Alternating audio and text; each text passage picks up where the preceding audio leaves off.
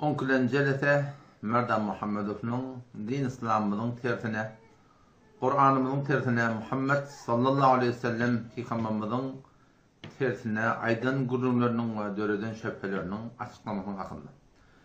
Bize mevzumuz da olsa, aya İslam dinimizde, Kur'an-ı Kerim'de iki tane aydımız var, arada aydımız var, Kurban aydımız var, arada bayramımız var, Kurban bayramımız var. Aya şonun bir Kur'an'ın at gelipdir şon hakkında.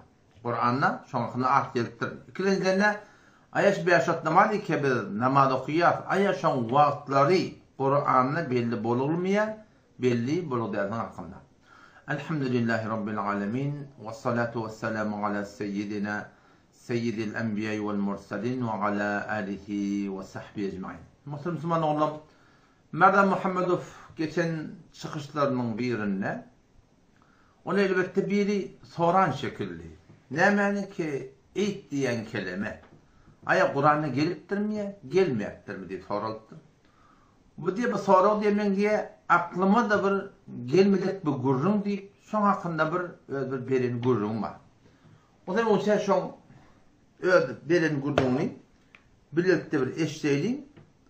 Tak şunu bir ayıp yalak, irat yalak edip evneki sözüne kulak asıp dururları bırdatlar deyiptir. Taşan açıklamasını inşallah talep var idi. Yine efendim. Bayram var mı deyip soradı. Kur'an'ın içinde bayram dininde aslında bayram var mı deyip soradı. Kur'an'ın içinde bayram geç veya bir yerde geçeceğin olmalı yanlışmasam olan Maide suresinde İsa'nın yani Hristiyanların bize bir saçak iyi ver, o saçakta hem mezat olsun, hiç tat kurtarmasın diyilen yağılneme de yani Maide demek saçak demek aslında. Maide suresi yani saçak suresi.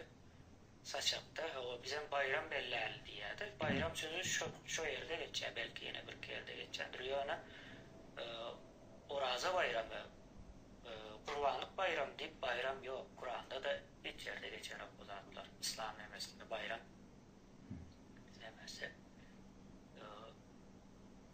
Bulan bir ayratı bir neme iyileşirse o soradı. Benim aklıma gelen nokta yöne hakikatte bayram bellemek, bayramın günü öyle zatları yok. Nerede belleneceği hatta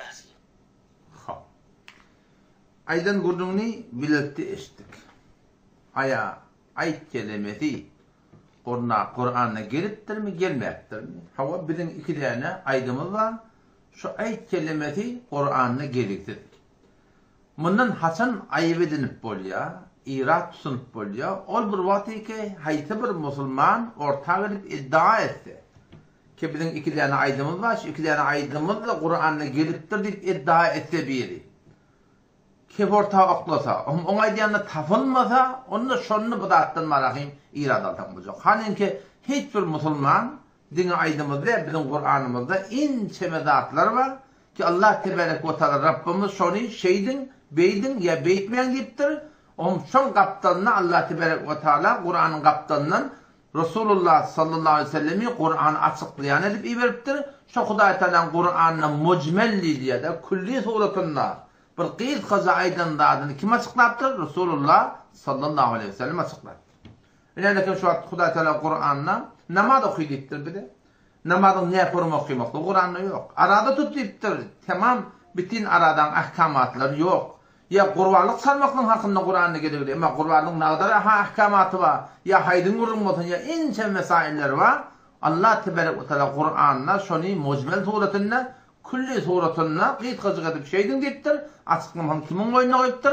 Resulullah sallallahu aleyhi ve sellem boynuna koyuptur. Ne yaparım? İnçeme ayetler ve Kur'an'la eti'ullah Allah Teala'nın diyen edin ve eti'ur Resul Resulullah sallallahu aleyhi ve sellem'in diyen edin. O da şöyle bir Merdan Muhammedov'un bir ardını doldurup bir şüpherin bir ayet bir alak edip Kur'an'la ayet diyen kelimesi gelmeyiptir. İslam'ın ikilerinin arada bayramını Kurban aydımız var, arada aydımız var. Şunu bir ayıp bir alak edip düşündürmektir mi? Öyle kamır yalnız. Elbette inerken Kur'an'ın ovunda 114. ayette şol Mesih'inin şu zamanla İsa Aleyhisselam'ın yaranları borup İsa Aleyhisselam'dan bir asmanına bir tasak gelmektir. İstiyerler. Kale İsa ibn Meryem Allahümme Rabbena enzil aleyna mâideten mine's semâ. İsa Peygamber'de dua ki ya Rabbi Allah Bizim şu defemde sıfır indirdi. Tekunu lena aydan li evvelina ve ahirina ve ayeten minki. Şu suretinin Allah'ın emrine defede tasakta geliyor. O şu suretinin olur mu şu bir mucize, bir nişani, bir delil oluyor ki şu İsa Peygamber'in şolara beren vaadetinin ve hakkında haklığı. Ne mi vaade verip duran buraya aylatim bir gurrum var yani. Ki biz onu alacak kadar diye mevzudan çıkma oluyor. O zaman şu daydan elbette bir nokta var yani. İsa Peygamber aleyhisselam da şu gurrun şu tadı dile alanına şu konu Mesih'ile şol günü ait bilen akla. Belki İsa Peygamber'in bolan günü o şu suratında var akım öz duygularına o da kıyıkçıya gidip inçeme ait deyip şu zaman Christmas deyip dünya boyunca inçeme fesatları günah karşılıkları şolun kıyından hatta ola da dörek diyelim. Bana öyle esime oluyorum da. Onu şu taydan vaddikka edin. Kur'an'la kelime-i ait gelmesildiği bizim diyanatımızda hiçbir ayıbı yok, zereri yok yani. Elbette ha, Merdam Muhammed'e fiyan kefinin bir kadar kapı ise kapacak da abi, defi ise depecek, çapı ise çapacak, dinde sorunu yok diyen gururlarını aytacak oldu ki, ben aydılmayan geçti.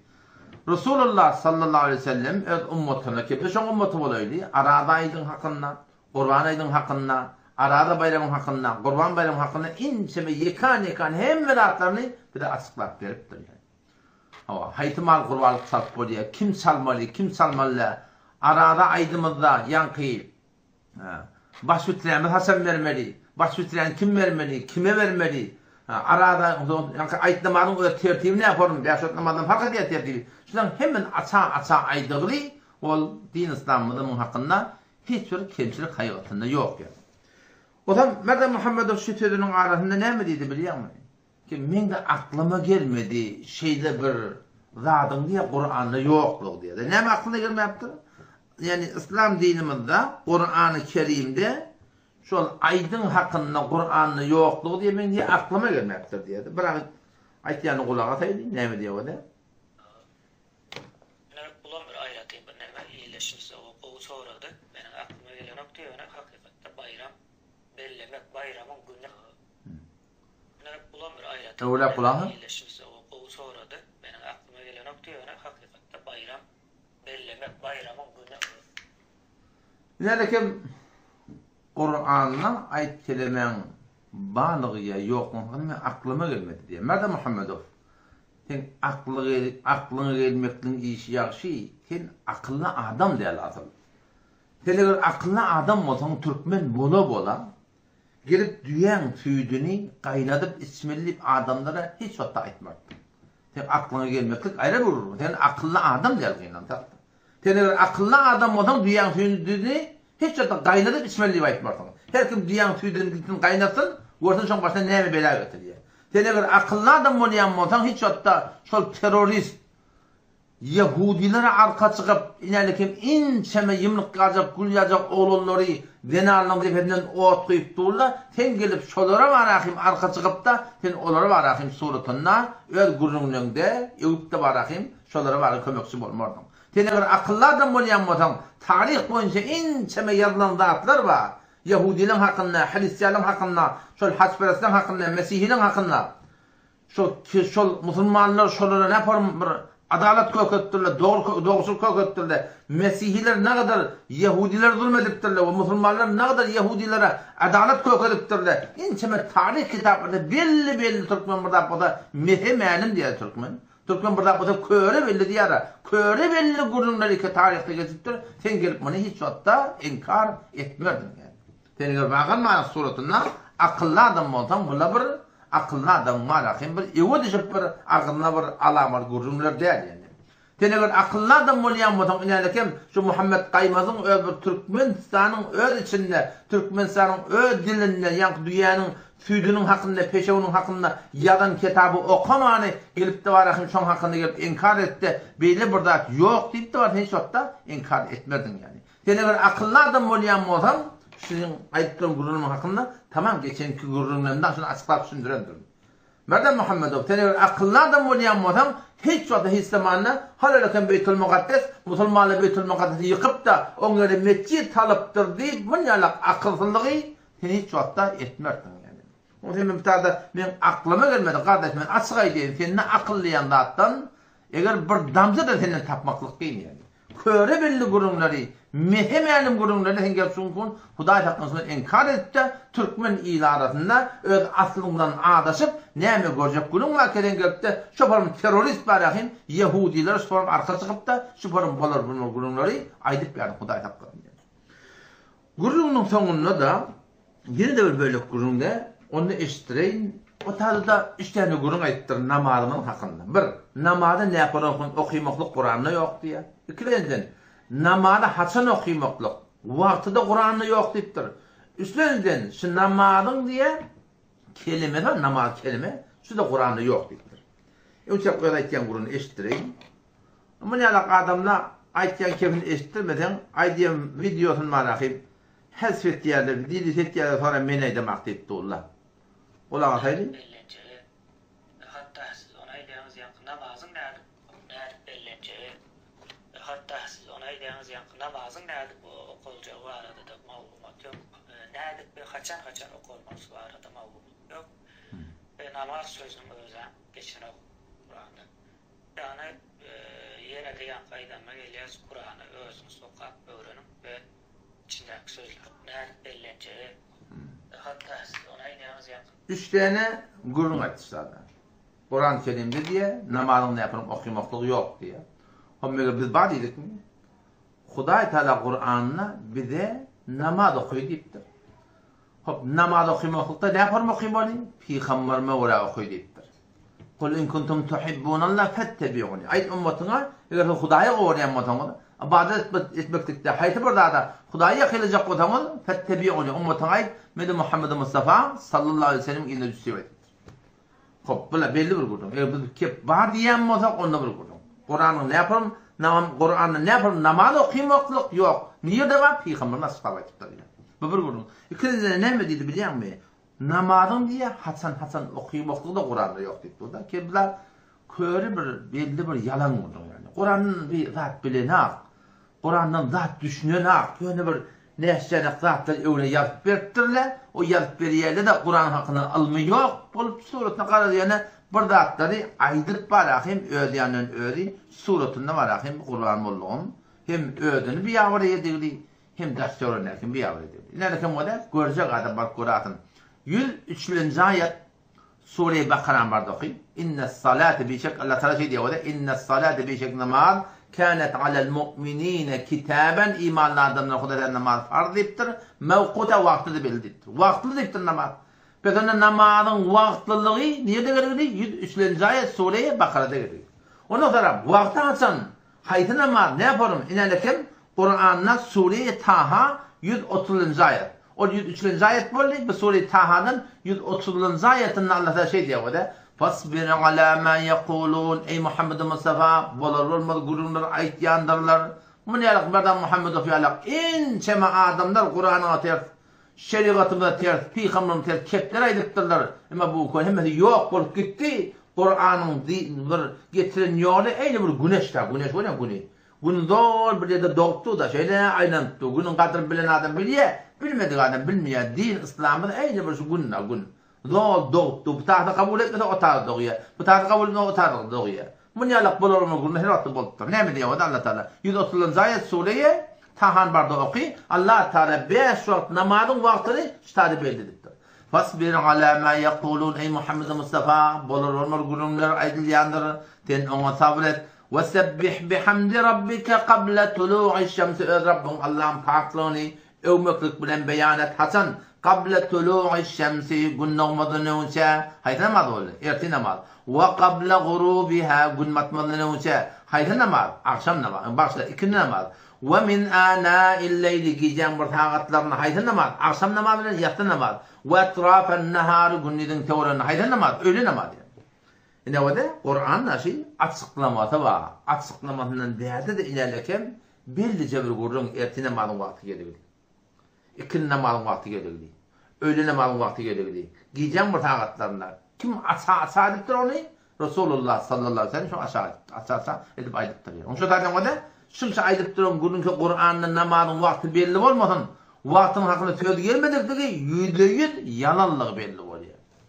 Bir tabar 103-nji aýat Sure-i Bakara barda oky. İnnes salate bi şek Allah Teala şey diýär. İnnes salate bi şek namaz kânet alel mu'minîne kitaben imanlardan Hudaýa namaz farz edipdir. Mevquta wagtyny belirtdi. Bu tabar Kur'an'dan dinin diyete ılımsız adamda evine otuşun aytyanna sın muhalif gıynan hakta barahim onanıp formarahim gen alıp ve beyli burada men aklıma gelmet deyip sinelak akılsa da akıl veriyen kaptanın tavalıptır gıynan hakta biliyam.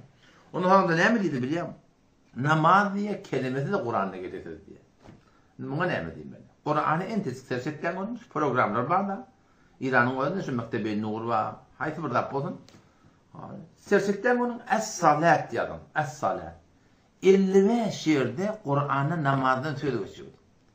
İşte ne yaparım bir düşümsüzlük, ne yaparım bir samsıkçılık diyenler, ne yaparım bir vicdançılık, ne yaparım bir yalan anlamaklık, ne yaparım bir vicdanı yaşaklamaklık, köre belli Kur'an'ı 55 yerde namazdan söylü geçiptir. Namazdan söylü geçmektir. Kur'an'ın başı yeri aktarıp bilmeyenle olsan var. İnna a'teyna kel kevser oki. İşleyen ayet. İkili ayetin başında Kuda Dernem diye. Fessalli li rabbike. Ey Muhammed Mustafa öz Rabbinden namaz okuy deyip durdu. Namaz Kur'an'a bağlığı köre belli olur Müslümanlar. O zaman şu taydın münyalık bulurma kurulur kendir. Her kimin İslam'a karşı, Kur'an'a karşı, dinine karşı burada çıkanlar şu doğrultuda alakanım alakayım, onu bir kep mukadik alakayım, bir başa gayvat vermeliler. Haber verin, ulamalardan, hakkani ulamalardan sorap durun, idep durun, inşallah Teala anlatı versini, hemmelerden inşallah bellidir size açıklar aydıp verir. Sözünde sonrağınızda ne bileyim, Kur'an okuyun diyor da. Kur'an okuyun diye köp tatlı belli, Kur'an'ı okuyun ama Kur'an'ı kimden okuyun? Kur'an'ı şu 4 mezhep ehl-i sünnet var da, şu 4 mezhep ehl-i sünnetin ulamalarından okuyun. Din İslam'ın sünnede şu doğanın meclisrat deyip telle bilen hakklar bilen her vakit her zamanla Allah birenle bolttur gıyınım takta. Ama hakkani, hakikati yorduk şol Peygamberimizden beri arka kim? Ehl-i sünnet vel cemaat vel cemaatın içinde en şema farklar döneptir. Şu 4 mezhebin adamları, mezhebe kaim adamlar vardır. İmanı sorudan öğrenmeli, Kur'an'ın açıklaması sorudan öğrenmeli. Hem de şu mezhebin adamlarını öğrenecek inşallah. Şon bereketine dünya kılın abatları. Yok nimet yerler bileyim. Kur'an bilen sünyalık bolurumuz adamlar var. Oradan adım musulmanlık orta göreli de var. Oradan anlamda doğru diyanet olmani. Kur'an ters düşürüp millete ters sündürüp sorusunda adamla gumrah bolmaklarına sebep bolayan gıynalıkta adamla da bolayan. İnşallah da nesip etti. Bir Merdan Muhammed'in hakkında bir beter bir gururunu udaklaştırmayacak bolayan. Çünkü tarihimin şimdi ortamda şeyde 10 kilometre eder. Bunun adamın bir Kur'an'ın hakkında ilmi yokluğu belli boldu. Tarihin hakkında ilminin yokluğu belli boldu. Kur'an tercüme etmekte doğru mana berip bilmeyenliği belli boldu. Kur'an hadisi açıklamakta hıyanet etýänligi belli boldu. Türkmen öl ilarasında düýäň tüýdün gaýladyp ismilerini hakkında bir doğru düşüm yok adam. Düýäniň peşeweren tüýdüniň peýdahwaryny hakkında Türkmenistan'ın öz içinde ençeme Arap dildeki beterken, Fars dilinde beterken şonda ne kadar dükteler, ulukon tebipler, Ebu Ali Sina yarak adamlar şon hakkında yargılar önüne ýerdiler olup gidelipdi. Bu adam gelip şon karşı çıkarlığı belli boldu. Oşa suratında tarih boyunca Yahudiler, Musulmanlar ne kadar yarışıklar ettiler imamlar şonkun, ne hıyanet ettiler belli boldu. Bu adamın tarihinden şimdiden demin aydın gurunu açıkladım. Yine de görüyorum, oylanışarım. Şimdiden de koyayım da olacak inşallah. Allah Teala. Allah kabul etsin. Vesselamu aleyküm ve rahmetullahi ve berekatuhu.